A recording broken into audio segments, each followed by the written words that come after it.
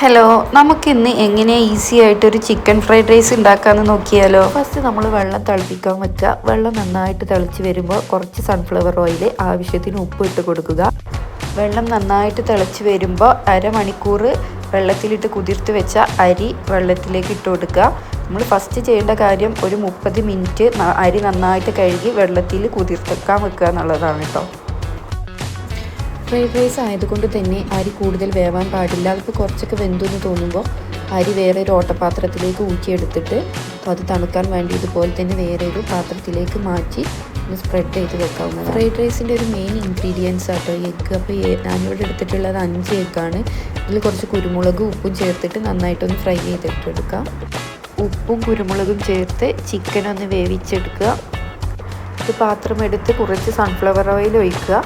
എണ്ണ ചൂടായി വരുമ്പോൾ കട്ട് ചെയ്ത് വെച്ചിട്ടുള്ള വെളുത്തുള്ളി, ബീൻസ്, സ്പ്രിംഗ് ഒനിയൻ, ക്യാരറ്റ് എന്നിവ ചേർത്ത് നന്നായിട്ട് മിക്സ് ചെയ്യുക. അതിനുശേഷം നമുക്ക് സോസുകൾ ആഡ് ചെയ്ത് കൊടുക്കുക. നമ്മളിവിടെ എടുത്തിട്ടുള്ളത് tomato sauce, chilli sauce, soya സോസാണ്.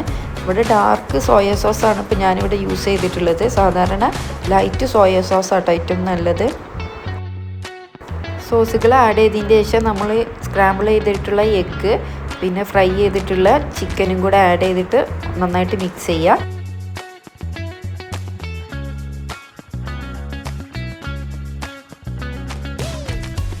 അതിനുശേഷം നമ്മൾ തയ്യാറാക്കി വെച്ചിട്ടുള്ള റൈസ് ഇതിലേക്ക് ഇട്ട് കൊടുത്തിട്ട് നന്നായിട്ട് മിക്സ് ചെയ്യുക. അതിനുശേഷം കുറച്ച് സ്പ്രിംഗ് ഒനിയനും കൂടെ ആഡ് ചെയ്താൽ നമ്മുടെ ഫ്രൈഡ് റൈസ് റെഡിയായി.